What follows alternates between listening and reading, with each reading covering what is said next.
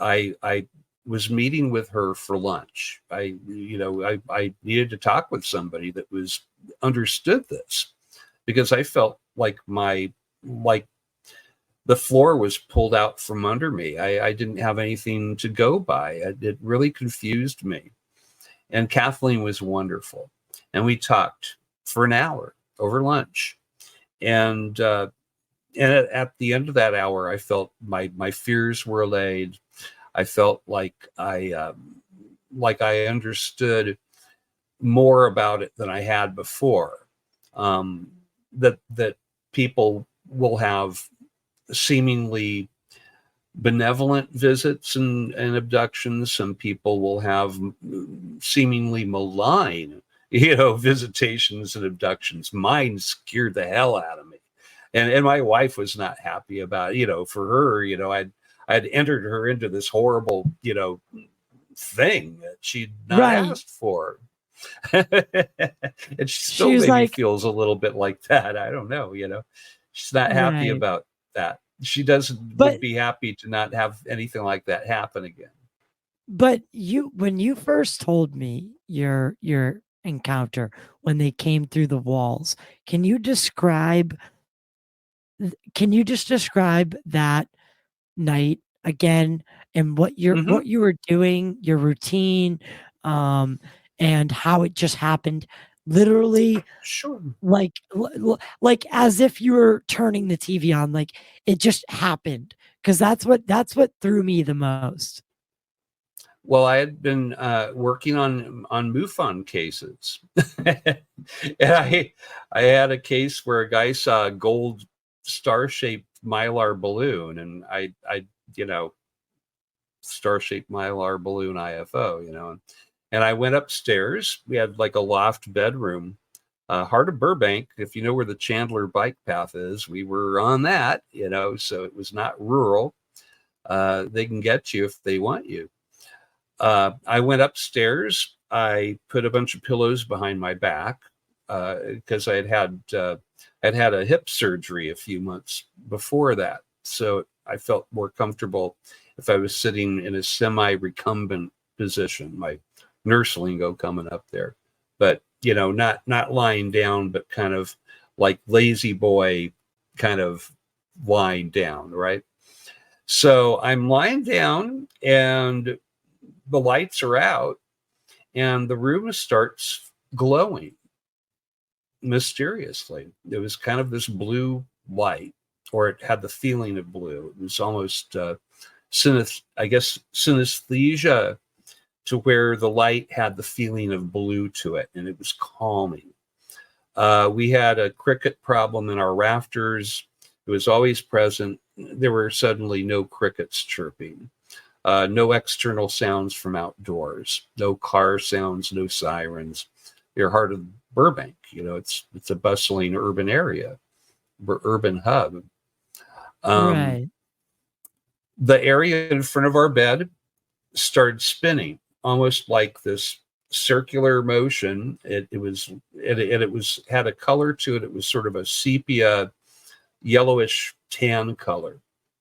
And it almost looked like a little whirlpool. It was very weird. It opened up from the center out, and light came out of this hole in space. It wasn't in the wall. I say they came through the wall, but they came from a hole in space. I mean, it wasn't the wall. And I don't think they had, like a UFO parked outside, because, our neighbor's house was 10 feet away. There's a little alleyway in the neighbors. But I, at this point, could not move. I was starting to feel anxious about the situation, although it was very, very peaceful. They kind of run the narrative. Time seemed strange. I was not asleep. As I remember looking down, I could see my wife lying there. She was out to the world.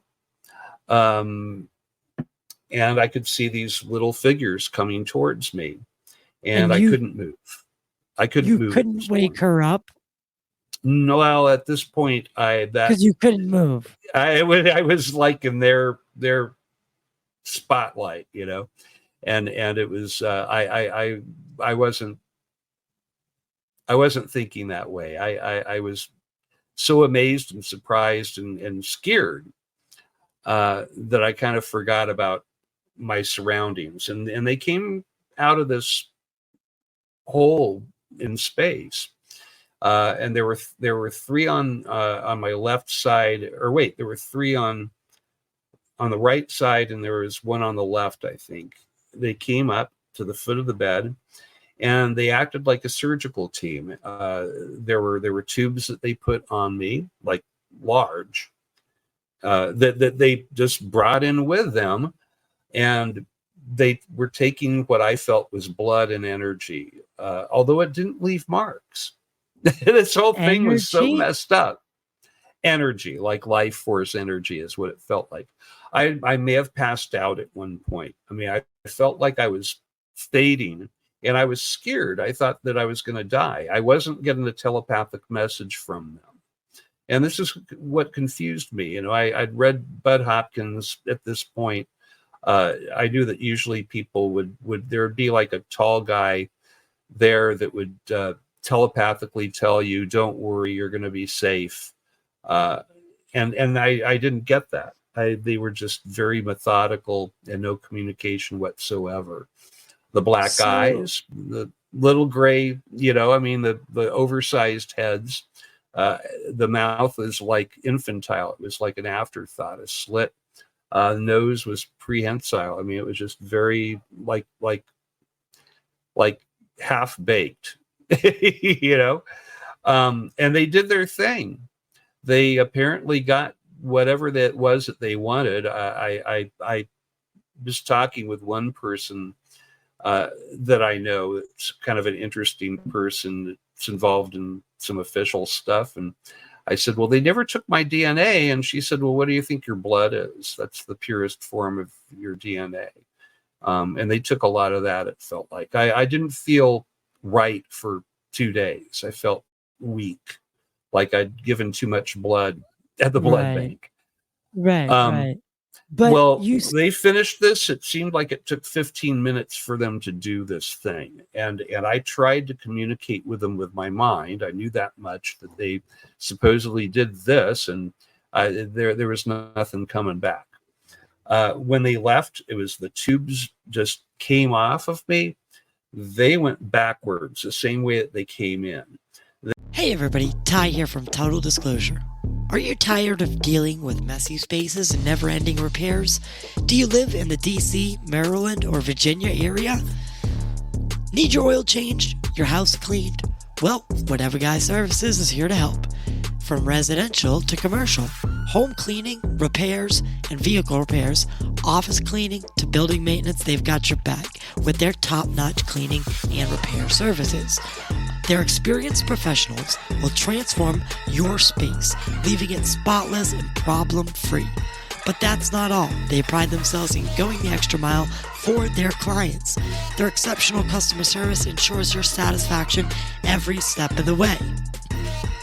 What are you waiting for? Stop worrying about cleaning and repairs and start enjoying the comfort of your space. Whatever the job, they're the guys to call. Whatever Guy Services. To get your free estimate, visit their website now. Whatever, with an A, whatevaguy.zee.am/.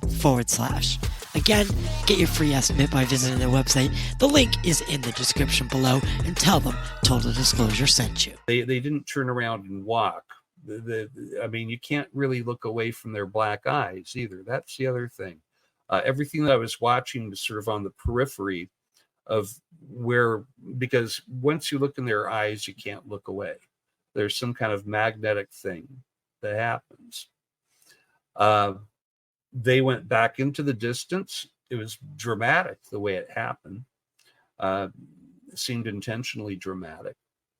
The hole in space, it did the same thing backwards. It spun again, and it went back to a dot, and there was a TV set sitting there, and the shadows in the room. It was still lit in our room, but it wasn't like that brightness. It was coming through the portal or hole or whatever, Einstein-Rosen bridge or whatever it was that they used to come in with, by. It took me a while before I could move. When I could, I shook my wife awake, and she was angry as hell, even though the room was still lit with this weird light. She didn't. It was like, you joined this crazy UFO group. Is this what I have to look forward to? And I just huddled, and Was I felt she? like I. 2 nights later, she got it. But beforehand, when you first shook her up, and she's kind of disoriented. Actually, let me backtrack. When you came Well, I was back out, yelling and screaming. I no, mean, the but when you neighbors had to have heard it, you know. right, when you came back out of the vortex, were you back in the same position on the Mm-hmm. bed that you left Yeah. in? Yeah. It Is was there like I was still there, sitting with my back was kind of up, and but I'm yelling and shaking her, and it was traumatic. and do and you I didn't know who to talk with. I mean, I called up Peter Robbins because he worked with Bud, right? And I'd met him on the right? internet, and he didn't really know me. I'm just like some dude, that he'd maybe liked a post on Facebook or something. But I'm telling him all this crazy stuff, and he was very sweet, very kind, but he didn't like jump in and start, you know, guiding me. Is probably, who is this guy? And, is he a wannabe, Travis Walton or, yeah, I mean, I don't know what Peter was thinking, but I really felt alone. I didn't know who to go to. It wasn't really until Kathleen Martin. And, after this whole thing happened, and Lisa and I still, we call it the weird week because it was 3 nights in one week. And when I finally did open up to Kathleen, it seemed to open up the world to me. I felt peace about everything. I felt like I didn't understand it, but I was able to accept it. And that's where a lot of people fall in line with this phenomenon, which is still active. I'll say, and I still have people, being a member of MUFON's Experience a Resource team. And I asked Kathleen when I talked with her, I said, well, this group, I think I might want to be part of it. This is helpful, and you helped me, and maybe I can. And she shook my hand. She said, Earl, what do you think we've been doing the last hour? Welcome to the ERT. And I had to be mentored in and stuff. They have a process, but that was how I became a part of MUFON's wing that deals with this high strangeness phenomena, which is still active. I think the motives have changed. The DNA farming doesn't seem to be as prevalent now. It seems like people now get more downloads, teachable stuff. I had one police officer who was uh, he was on duty, and I had to keep his name and all that stuff out of the press and stuff because it could ruin his job. He is still working as a police officer, but he felt he was abducted from his cruiser, and he started getting these downloads at night where they were teaching him about 0 point energy, and he was a D student in math, but he was understanding it. They were giving him the capacity somehow. And I hear a lot of stories like that. Military that are taken up into low Earth orbit, shown like nuclear exchanges, and then the entities will wait to see what that person's reaction is. Sometimes they'll be violent, they'll be angry, hateful, and but some people they react in a compassionate and empathic way, where they're worried about our future, and they're crying, and they're, it seems like people, it's almost like this teachable moments kind of abduction visitation stuff that's happening now. Not as many people are taken for their DNA. Once in a while I'll still get somebody that's happened to. So clearly, the abduction phenomena is still happening. It's just potential